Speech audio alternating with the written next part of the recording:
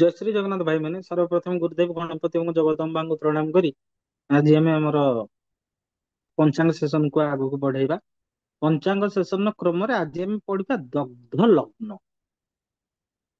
एटा बहुत ही ट्रिकी जिनिस से जिनिस एटा हला हमर टाइमिंग फाइंड आउट करिया एटा को क्लियरली बुझेबे आपण माने दया करिके सेटा बुझे चेष्टा करंतु। तो आम आज पढ़ा दग्ध लग्न। दग्ध लग्न कौन से विषय आम भलसे आलोचना करवा।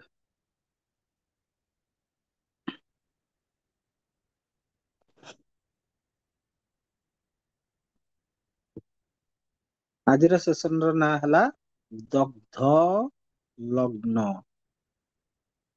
आपण माने समस्त जानिथिबे जे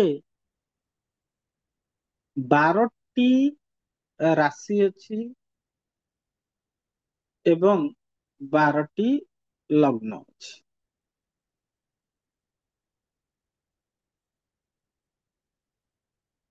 रवि महाग्रह जोगु एवं पृथ्वीर चलायमान गति जोगु प्रति एटा गोटे गोटे भाव एटा 1 2 3 4 5 6 7 8 9 10 11 12 प्रति 2 घंटे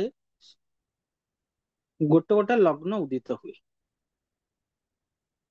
प्रति 2 घंटे गोटे गोटे लग्न दिन कहूँ 24 घंटा 24 आवर्स। तेणु 12टा राशि प्रति 2 घंटे गोटे गोटे लग्न उदित हुए। एबे धर मिशा लग्न अच्छी आ 2 घंटा पर सेटा वृष लग्न हम। तो आम बर्तमान आम लग्न विषय कथा होचु आम राशि विषय आम आज पढ़ा दग्ध लग्न।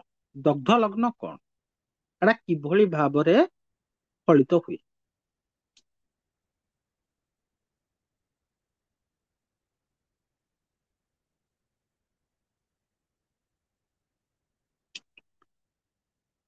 दुई पक्षर दुई पक्ष माने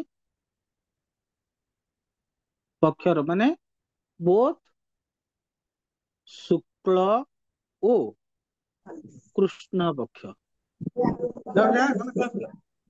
दुई पक्षर शुक्ल ओ कृष्ण पक्षर प्रतिपदा ठारू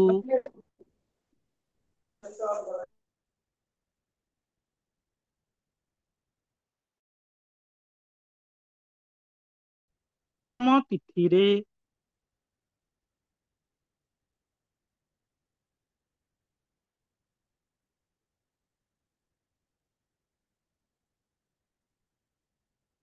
तुला ओ मकर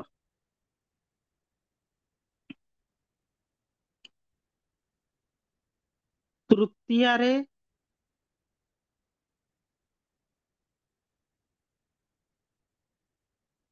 सिंह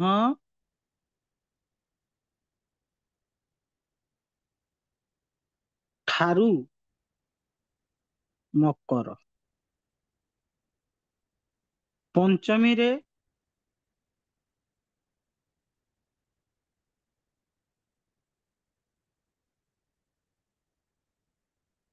मिथुन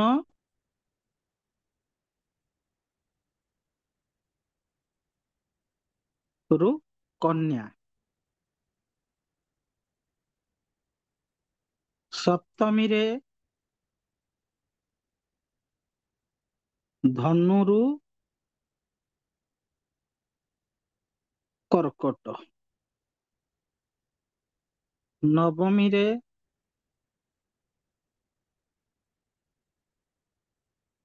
कर्कट ठू सिंह एकादशी रे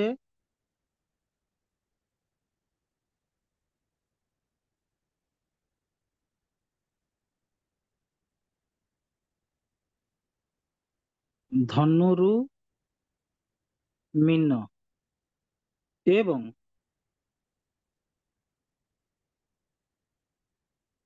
त्रयोदशी रे ବୃଷଠୁ ମୀନ ଲଗ୍ନ ରାଶି ଗୁଡିକ ଶୁଭ କର୍ମ ପାଇଁ ଭଲ ନୁହନ୍ତି, ଶୁଭ ନୁହନ୍ତି।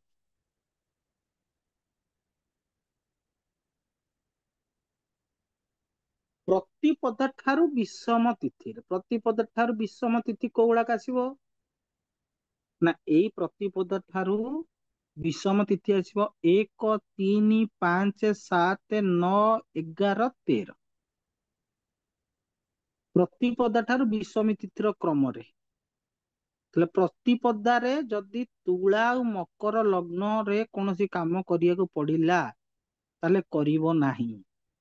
ତୃତୀୟା ତିଥିରେ ସିଂହ ଠାରୁ ମକର ଲଗ୍ନ ପର୍ଯ୍ୟନ୍ତ ଯୋଉ ଲଗ୍ନ ଉଦିତ ହେଉଥିବ ସେ ସମୟରେ ଶୁଭ କାମ କରିବ ନାହିଁ। ପଞ୍ଚମୀରେ ମିଥୁନ ଟୁ କନ୍ୟା ପର୍ଯ୍ୟନ୍ତ ଯୋଉ ଲଗ୍ନ ଉଦିତ ହେଉଥିବ ସେ ସମୟରେ ଶୁଭ କର୍ମ କରିବ ନାହିଁ। ସପ୍ତମୀ ତିଥିରେ ଧନୁରୁ କର୍କଟ ପର୍ଯ୍ୟନ୍ତ ଯଦି ଲଗ୍ନ ଉଦିତ ହେଉଥିବ ସେ ସମୟରେ ଶୁଭ କର୍ମ କରିବ ନାହିଁ। ନବମୀ ତିଥିରେ କର୍କଟରୁ ସିଂହ ଲଗ୍ନ ପର୍ଯ୍ୟନ୍ତ ଯୋଉ ଆସୁଥିବ ସେଥିରେ ଶୁଭ କର୍ମ କରିବ ନାହିଁ। ଏକାଦଶୀରେ ଧନୁ ଆଉ ମୀନରେ ଧନୁ ଠାରୁ ମୀନ ପର୍ଯ୍ୟନ୍ତ ଯଦି ଲଗ୍ନ ଉଦିତ ଯୋଉ ସମୟରେ ହଉଥିବ ସେ ସମୟରେ ଶୁଭ କର୍ମ କରିବ ନାହିଁ। ତ୍ରୟୋଦଶୀ ଠାରେ ବୃଷ ଠାରୁ ମୀନ ପର୍ଯ୍ୟନ୍ତ ଯୋଉ ଶୁଭ। ତ ଆମେ କେମିତି ଜାଣିବା ଯେ ସିଂହ ଲଗ୍ନ ଉଦିତ ହେଲା ନା ସେଇ ସମୟର ଗୋଚର କୁଣ୍ଡଳୀ ବନେଇଲେ ଆମକୁ ଜଣା ପଡିବ ଯେ ଏଇ ଲଗ୍ନଟି ପ୍ରତିପଦା ଠାରେ ତୁଳା ଲଗ୍ନ ମକର ଲଗ୍ନ କୋଉ ସମୟରୁ କୋଉ ସମୟ ଯାଏ। ତୃତୀୟରେ ସିଂହ ଠାରୁ ମକର ଲଗ୍ନ କୋଉ ସମୟରୁ କୋଉ ସମୟ ଯାଏ। ଲଗ୍ନ ବିଷୟରେ ଆମେ କଥା ହଉ। ତେଣୁ ପ୍ରତିପଦାରୁ ବିଷମ ତିଥିର କ୍ରମ ଦେଖନ୍ତୁ, ପ୍ରତିପଦା ଠାରୁ ବିଷମ ତିଥିର କ୍ରମ ଆସିଲା 1, 3, 5, 7, 9, 11, 13 ଏବଂ ସେଇ ତିଥିରେ ଆପଣ ଗୋଟେ ଗୋଚର କୁଣ୍ଡଳୀ ବନେଇବେ। ସେଇ ଗୋଚର କୁଣ୍ଡଳୀରେ ଯଦି ସେହି ସମୟରେ ରେସ୍ପେକ୍ଟିଭ ଲଗ୍ନ ଗୁଡିକ ଉଦିତ ହେଉଥିବ ସେଇ ସମୟଟା ଶୁଭ କର୍ମ ପାଇଁ ଦେବେ ନାହିଁ। କାହିଁକି ନା ସେଇଟାକୁ କୁହାଯାଏ ଦଗ୍ଧ ଲଗ୍ନ। ଏଥିରେ ଶୁଭ କର୍ମ କରାଯାଏ ନାହିଁ। ତ ଆଜିର ସେସନରେ ଆମେ କଣ ଜାଣିଲେ ନା ଦଗ୍ଧ ଲଗ୍ନ ବିଷୟରେ ଆମେ ଜାଣିଲେ। ଦଗ୍ଧ ଲଗ୍ନ କଣ ଏବଂ ସେଥିରେ କୌଣସି ଶୁଭ କର୍ମ କରିବା କଥା ନୁହଁ। ଯଦି ଦଗ୍ଧ ଲଗ୍ନରେ ଶୁଭ କର୍ମ କରାଯାଏ ସେଇଟା ହାନିକର ହେଇଥାଏ। ତେବେ ଆଜିର ସେସନ ପାଇଁ ଏତିକି। ସମସ୍ତଙ୍କୁ ଜୟ ଶ୍ରୀ ଜଗନ୍ନାଥ।